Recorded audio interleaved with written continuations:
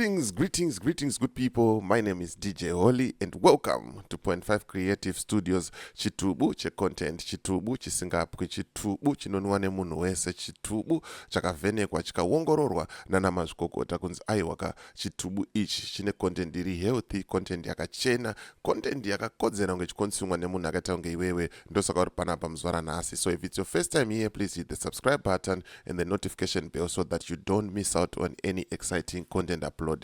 Kana unge wagara uri mugaro wepanapa, ndangokutenda nekuita sei nekukurumidza kubhadhara rent. Right, ndambotaura muprevious video ndikati Varakashi Vavhura Hombe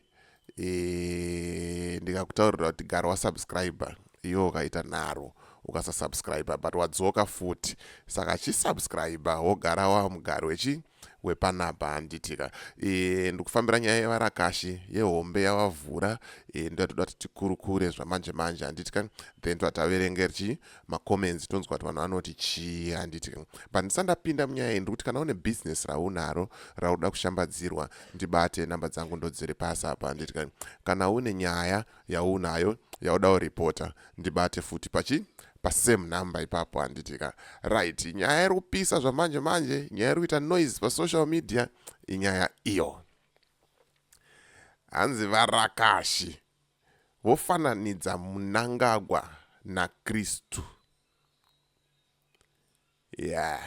Yakandwa namukoma Simba paZim ai ndo nyaya iri kuita noise, ndo nyaya iri kupisa, ndo nyaya iri kuita mbonga mupopoto. Zvokuti zvamanje manje ka mhanya paFacebook papage reZim ai unozvionera wega pamhino sefodya kuti zviri kufamba sei, zvakamira sei, chiri kuita sei, chiri kumboitika ipapo handitika. Saka tikatipinde munyaya yacho tinyatsoona kuti zviri kumbonzi chii, inyaya yei. Saka ndichangokuerengerai pakadiki apo pasecond paragraph, then zvimwe zvacho munozoerengawo mega kana kuzoenda kusite yaSimba munoita se munozvionera, nekuti ndenitori muchiki kuda kumhanyira kupinda mucomment section. Aiwa, comment section inenge ichitoda musoro wemunhu.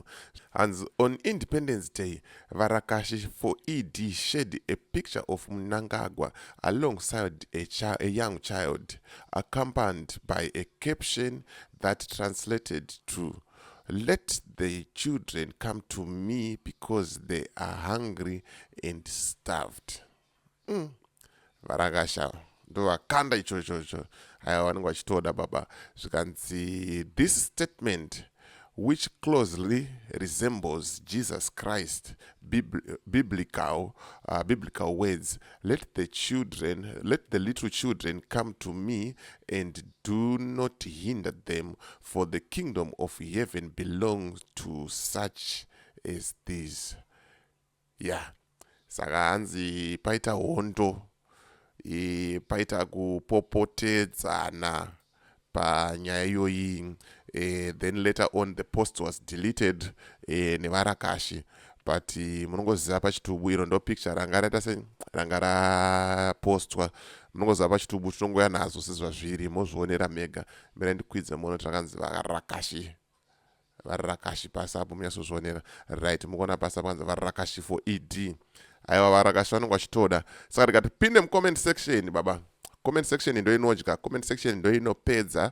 Let me know what you think nepost yevarakashi kuti bo here hombe yavhurwa nevarakashi. Mawani pari kupisa.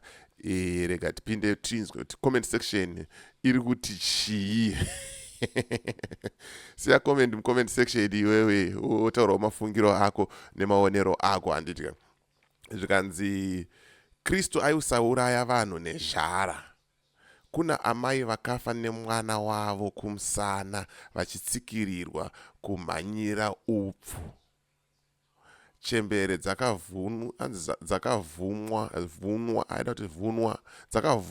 makumbo kurari kubhohera nezuro.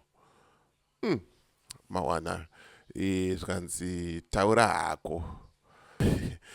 That's blasphemy. God should strike them down. Vaenderera. Yanzwa Mwari ngavarove nemheni vadone pasi Varakashi vakuita sei vakuenderera. Zvikanzi neumwe wacho zvikanzi kana Kristu vacho vakadaro kudenga kwacho hapana anoenda. Zvimwe itai muchiverengawo vega muchizvionera vega nekuti munozofunga pamwe ndiri kukubaisai, but umbohwo ndo huripo. Isitodhila nedingindira reumbohwo mune muchizvionera mega zviri kutaurwa nevanhu zvikanzi neuyo you can say that again, zvikanzi taura hako. Hanzi kana Kristu wacho wakadaro akudenga kwacho hakuna anoenda. Amen. Unoti chiine hombe iri kuvhurwa nevarakashi, yakavhurwa nevarakashi vakukompeya President Emerson Mnangagwa naJesu Kristu. Zvikanzi Mwari haadhakwe, muchati eke napresident venyu. Yes, zvikanzi comparing reality with a fictional character. Handizozoti reality ndeipi and fictional character ndeipi. Kana uchiziva isa comment section. Let's try to keep it clean. Tisatukana nditika munhu anobvumirwa kutaura mafungiro ake, but ngatisataura zvinonyadzisira kana kutuka zvinhu zvisina maturo. Handitika rega tione mumwe zvikanzi naJohn manje. Zvikanzi naJohn, ndiye Jesu chete Kristu. Hanzi ndiye chete Kristu weZimbabwe pari zvino, asi vanhu havatendi. Kufanana Jesu wacho hanzi vakamuramba wani vakamuuraya. Let's do it again. Timbonyazonzwa tafa. Hanzi ndiye chete Kristu wemuZimbabwe pari zvino, asi vanhu havatendi. Kufanana naJesu wacho vakamuramba vakamuuraya wani. And people, they are not believing kuti vaMnangagwa ndo Jesu Kristu wemuZimbabwe. Even nguva yaJesu chaiyo vanhu vaitoudzwa kunzi aiwa ndiye muponesi, vakamuramba vakamuuraya. Ndo zvaari kutaura apa. Siya comment section wotaura kuti unofungei, maonero ako akaita sei, akakosha. Handitika tichida kunzwa mafungiro akaita sei, akasiyana siyana. Zvikanzi neuyu, ko iwe unobvepi hanzi unobvepi kunotaurwa zvakanaka. Amen. Wakubvunzana pachawo ava kuti chichi, but still bo. Edza tiende zviri palast slide rekupesira. Tobva tashaika kudzoka neimwe hombe futi handinayo iri kupisa.